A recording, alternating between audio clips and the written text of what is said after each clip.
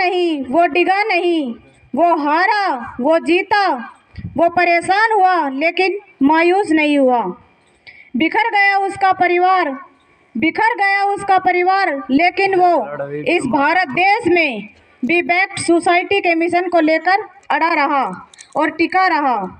ये समझाने का काम कर दिया कि मैं आया हूँ अपने इस समाज को इकट्ठा करने के लिए, और जब मौका मिला तो अपनी एक लेखनी से, एक दस्तावेज के माध्यम से, वो व्यक्ति जिसने द उम्र गैर बराबरी झेली, जिसने द उम्र अपमान झेला, उसने अपने एक दस्तावेज के माध्यम से, एक लेखनी के माध्यम से सबके लिए सम्मान और समानता लिख दी। लेकिन बड़ा दुख होता है और बहुत बड़ी विडंबना है कि why we are able to see doctor B R Ambedkar in only two frames। हम डॉक्टर भीमराव अम्बेडकर को सिर्फ 2 फ्रेम्स में क्यों देखते हैं, सिर्फ 2 ही खाँचों में क्यों देखते हैं।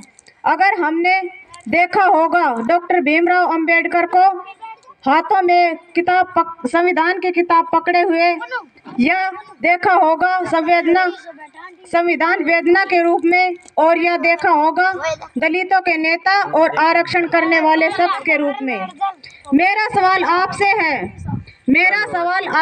मेरा सवाल इस देश की राजनीति, इस देश की सत्ता और इस देश के भविष्य से है कि मुझे ये बताने का काम करिए कि जब लाला लाजपत राय, पंडित जवाहरलाल नेहरू, जब ये सब के सब क्रांतिकारी के नायक हैं, सब के सब जंग आज़ादी के नायक हैं, वो जब अखिल भारतीय नेता और डॉक्टर भीमराव अम्बेडकर जिन्होंने देश का संविधान लिखा है, वो सिर्फ आरक्षण वाले शख्स कैसे हो गए। मैं सभी से ये कहना चाहूँगी कि डॉक्टर बी आर अम्बेडकर को परिभाषित आप आरक्षण वाले शख्स के रूप में नहीं कर सकते।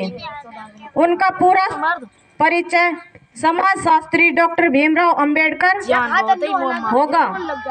महिलाओं को समानता का अधिकार देने वाला डॉक्टर भीमराव अम्बेडकर, और इस देश के सभी व्यक्तियों को समानता का अधिकार देने वाला डॉक्टर भीमराव अम्बेडकर। और ऐसे अपने संविधान के रचयिता के सामने मैं बार बार सर झुकाकर सत नमन करती हूँ। आपसे ये कहना चाहूँगी कि अगर जब भारत जंग आज़ादी की जंजीरें तोड़कर एक नए राष्ट्र के निर्माण की तरफ बढ़ रहा था, तब उन्होंने विश्वास किया तो सिर्फ that was only one difference, one Achhut, one Dalit, in the options। एकमात्र विकल्प था इस देश को राष्ट्र बनाने का। बी आर अम्बेडकर, मैं आपसे कहना चाहती हूँ कि जब आपको मौका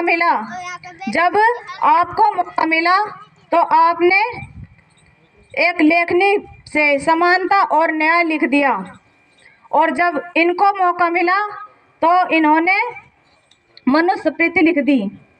अगर आज डॉक्टर बी आर अम्बेडकर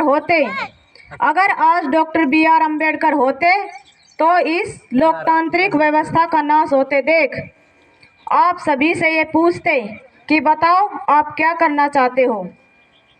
मैं आपसे अपनी बात समाप्त करते हुए सिर्फ इतना कहना चाहती हूँ कि अगर संविधान के खिलाफ खिलवाड़ होगा तो मैं इस खिलवाड़ को होने नहीं दूंगी, और मैं इस देश की बागिन बेटी बनकर दिखाऊंगी। अगर इस बार जातिवाद जनगणना नहीं होगी तो गणना नहीं होने देंगे। अगर आरक्षण के खिलाफ खिलवाड़ होगा तो विरोध हो जाएगा, और बागिन बनकर मरना पसंद करूंगी।